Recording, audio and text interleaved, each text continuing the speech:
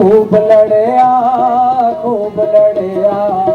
राम सिंह पठानिया खूब लड़या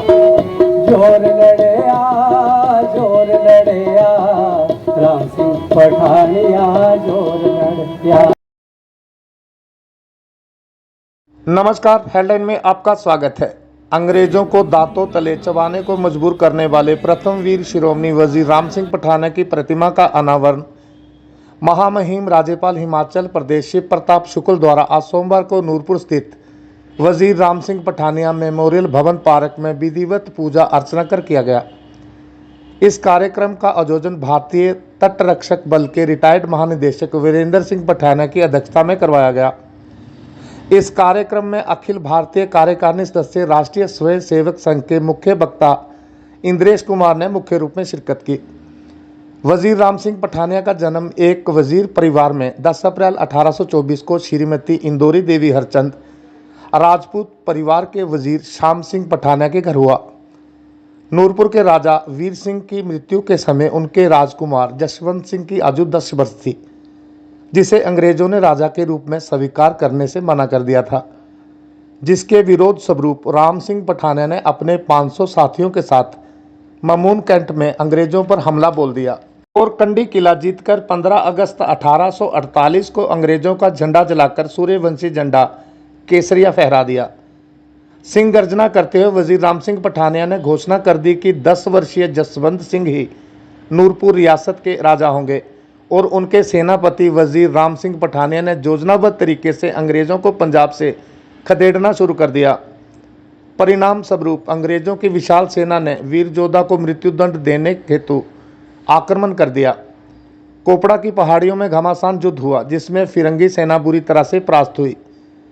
अंग्रेजी सरकार ने इस आंदोलन को दबाने के लिए ब्रिगेडियर व्हीलर को कलकत्ता और लाहौर से बड़ी फौज के साथ नूरपुर भेजा। डल्ले की धार में 16-17 जनवरी 1849 को भीषण गुरीला युद्ध हुआ, जिसमें पठानिया की चंडी नामक तलवार से जॉन पील और अन्य बड़े बड़े फौज के अफसर मारे गए। युद्ध के मैदान में मुंह की खाने के बाद अंग्रेजों ने अपने ही लोगों को लालच देकर वजीर राम सिंह पठानिया को पूजा करते समय घेर लिया। वीर योद्धा के अदम्य साहस का परिचय देते हुए 6 अंग्रेज सैनिकों को मौत के घाट उतार दिया। निहत्थे वीर को पकड़ने के लिए उनको देश निकाला देते हुए रंगून कारावास भेज दिया गया। यहाँ 11 नवंबर 1856 को स्वतंत्र राष्ट्र की कल्पना का मनन करते हुए वीर सपूत भारत माता की गोद में सदा सदा के लिए चिर निंद्रा में लीन हो गए। 48 में जिन्होंने पहाड़ी क्षेत्र के विद्रोह का नेतृत्व किया था, 1857 के विद्रोह की बात तो इतिहास में दिखाई जाती है, लेकिन इस सुदूर पहाड़ी क्षेत्र के 1848 के विद्रोह को इतिहास के पन्नों में जो दर्ज किया जाना था वह नहीं किया गया। जिनको इतिहास ने कभी इतिहास के पन्नों में दर्ज नहीं कराया, वो भी तो एक इतिहास था जिसको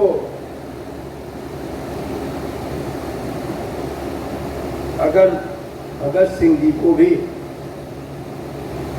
सुखदेव को भी, राजगुरु को भी उसी समान सम्मान तब दिया गया होता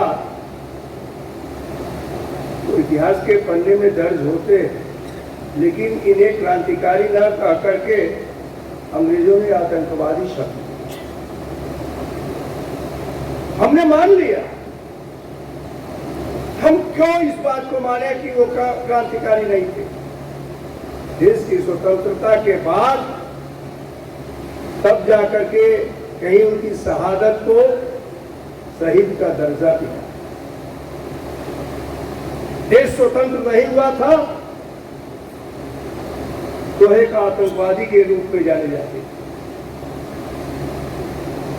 आज देश स्वतंत्र है तो राम सिंह पठानिया की मूर्ति को स्थापित कर करके तो बना करके हम गौरवान्वित हो रहे हैं और यह कह रहे हैं कि हम एक ऐसे शहीद जो 1857 के विद्रोह के पहले भी 1848 में इस पूरे क्षेत्र को स्वतंत्र कराने के लिए संघर्ष किया था,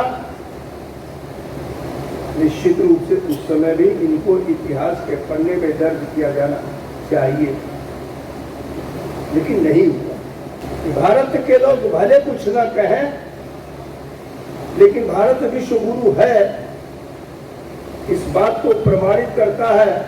अगर रूस का राष्ट्रपति इस बात को कहता है कि यूक्रेन और रूस के युद्ध को अगर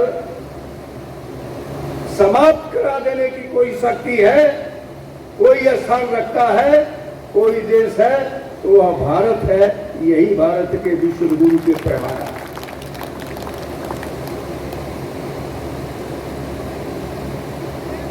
ऑस्ट्रेलिया का राष्ट्रपति, ऑस्ट्रेलिया का प्रधानमंत्री अगर इस बात को कहता है कि भारत के प्रधानमंत्री के विषय में ये मेरा हीरो है, यही भारत को विश्व गुरु बनाने का पैमाना है। अगर अफ्रीका का एक देश सिर्फ इस नाते भारत का प्रधानमंत्री वहां जाते हैं तो वहां का प्रधानमंत्री झुक करके पैर छू लेता है, तो इस नाते वह कहता है कि कभी भारत हमारा पूर्वज रहा है, भले ही हम यहाँ जन्मे हो, यही भारत की महानता है, यही भारत के गुरु का पैमाना है। कहा जाता है त्र्यंबकं यजामहे सुगंधिं पुष्टिवर्धनम् उर्वारुकं बन्धनान् मृत्युर्मुक्षीयमामृतात्, क्यों कहा जाता है? जीवन देने वाला अगर कोई है, चलाने वाला तो विष्णु है, जन्म देने वाला तो ब्रह्मा है, लेकिन जीवन को भी रक्षा करने का काम अगर किसी का है तो शिव का है। इस नाते शिव को जिन लोगों ने भी संहार करके रचना किया वह गलत है। वास्तविकता यही है कि न यहाँ पर मार्कंडे जैसा ऋषि केवल शिव के पिंडी को पकड़ कर करके अपने 12 वर्ष के जीवन को 1-2 वर्ष बढ़ाया नहीं, बल्कि अपने को अजर अमर बनाया और यमराज को भी पराजित होकर के जाना पड़ा, क्योंकि शिव मृत्यु का देवता को का भी देवता है, मतलब जीवन देने वाला देवता है। तो भारत की भूमि हमेशा जीवनदायिनी रही है। उस जीवनदायिनी भूमि में जिन लोगों ने भी अपना बलिदान दिया है, उनका बलिदान कभी मृत्यु को प्राप्त नहीं हुआ है। उनका बलिदान लोगों को रास्ता दिखाने वाला, जीवन देने वाला हुआ है। और मैं समझता हूं कि शिव का संकल्प उनमें बसा हुआ है। हम सब लोग निश्चित रूप से ऐसे अननोन हीरोज को तलाशें और तलाश करके उनके इतिहास को ला करके बताएं। समय की एक बाध्यता है, इस नाते में अपने को उस बाध्यता से बांधते हुए आज के इस कार्यक्रम में मुझे भी बुलाया गया।